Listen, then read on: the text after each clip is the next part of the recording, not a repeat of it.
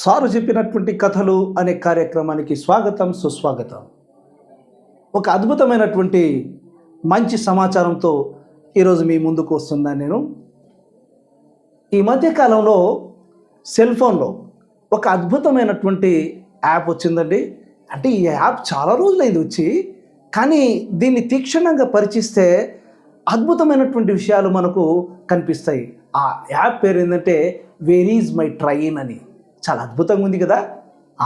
Where is my train అనేటువంటి యాప్లో మనం ఒకసారి కనుక దాంట్లో వెళితే ఆ యాప్ అనేటువంటిది ఎంత అద్భుతంగా ఉంటుందంటే, మనం ప్రయాణించేటువంటి ట్రైను అది ఏ స్టేషన్లో ఉన్నది, ఎన్ని గంటలకు వస్తున్నది, ఏ ప్లాట్ఫారం మీదకి వస్తుంది, మన రైలు ప్రయాణం చేయాల్సినటువంటి ఆ రైలులో మన యొక్క సీటు కన్ఫర్మేషన్ అయిందా లేదా, మనం ఈ ప్లాట్ఫారంలో ఏ ప్లేస్లో మన బోగి రాబోతా ఉంది అనేటువంటి అద్భుతమైనటువంటి విషయాలన్నీ కూడా మనకు వేర్ ఈజ్ మై ట్రైన్ అనేటువంటి యాప్లో లభిస్తాయి. చెప్తా ఉంటే మీకు చాలా ఆశ్చర్యంగా ఉంది. అదే సందర్భంలో వీక్షకులకు ఇంకొక అనుమానం కూడా రావచ్చు, ఇదేమి పెద్ద విషయం అండి, చాలా రోజుల నుంచి ఉంది ఈ యాప్, ఇందులో ప్రత్యేకత ఏముంది సార్ అనేటువంటి ఆలోచన కూడా రావచ్చు. కానీ ఇందులో ఒక ప్రత్యేకత ఉంది. ఇందులో ఒక అద్భుతమైనటువంటి నిగూఢార్థం కూడా దాగి ఉంది. అందుకని నేనేమంటున్నానంటే, మనం మన జీవితంలో చిన్న ప్రయాణానికి, వారం రోజులో, 4 రోజులో, 3 రోజులో, అత్యంత చిన్న ప్రయాణానికి వేర్ ఈజ్ మై ట్రైన్ అనేటువంటి యాప్ని వాడుతున్నాం. రైల్లో ప్రయాణం చేసేటువంటి వాళ్ళు, ఈ ప్రయాణం చేసేటువంటి వాళ్ళు ఈ యాప్ ద్వారా అనేక విషయాల్ని కనుక్కుంటున్నాము. అనేక విషయాల యొక్క కనుక్కోవడం ద్వారానే ఆ సేవల్ని కూడా పొందుతున్నాము.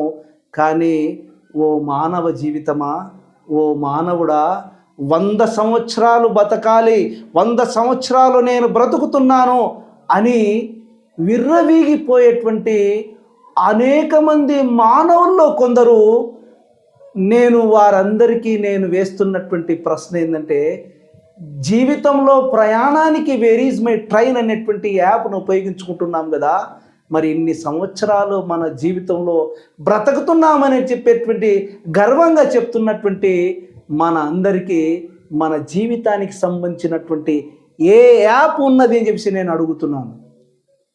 మన ప్రయాణానికి చివరి ట్రైన్, మన ప్రయాణానికి ఆఖరి మండి ఎప్పుడు వస్తుంది, ఏ ప్లాట్ఫారం మీద వస్తుంది, ఏ నిమిషానికి వస్తుంది, చావు రూపంలో మనల్ని ఎప్పుడు సందర్శించబోతా ఉంది, మనకేమైనా తెలుసా? మనకి ఎప్పటికి కూడా తెలిసేటువంటి అవకాశం లేదు. అందుకని 2 రోజులు 3 రోజులు ప్రయాణానికి ఈ సేవల్ని ఉపయోగించుకుంటున్నటువంటి మనం ఎంతో కాలం జీవించగలమని మనం మొదలుపెట్టినటువంటి ప్రయాణానికి అవసరమైనటువంటి యాప్ ఇంకా రాలేదు, భవిష్యత్తులో కూడా వచ్చే అవకాశం లేదనేటువంటిది నేను నమ్ముతున్నాను. అందుకనే జీవించి ఉన్నంత కాలం మనం అద్భుతంగా జీవించాలి, బ్రహ్మాండమైనటువంటి మనం ఇతరులకు ఉపయోగపడేటువంటి పనులు చేయాలి. అందుకనే మా సారు చెప్పినటువంటి సూక్తులలో, అద్భుతమైనటువంటి విషయాలలో live with dignity, leave with dignity అనేటువంటి ఒక అద్భుతమైనటువంటి పదం మన జీవితానికి అన్వయించుకోవాలి. లేకపోతే మన చివరి తేదీ తెలియదు, మరి చివరి ప్రయాణం తెలియదు, మనం ఏ రకమైనటువంటి మరణం మన దగ్గరకు వస్తుందో అనేటువంటి విషయం కూడా తెలియదు. అందుకనే పుట్టినప్పుడు అందరూ ఏడ్చుకుంటూ ఈ ప్రపంచంలోకి వస్తారు. పుట్టినప్పుడు అందరూ ఏడ్చుకుంటూ ఈ ప్రపంచంలోకి వస్తే పక్కనున్నటువంటి జనం చప్పట్లతో స్వాగతం పలుకుతారు. అద్భుతంగా జీవిస్తే మనం ప్రశాంతంగా, గుంభనంగా, మనం మౌనంగా ఈ ప్రపంచంలో నుంచి నిష్క్రమిస్తాము. మన చుట్టూ ఉన్నటువంటి జనం కన్నీళ్లతో వీడుకోలు పలుకుతారు. అదే జీవిత సత్యం. అందుకనే live with dignity, leave with dignity.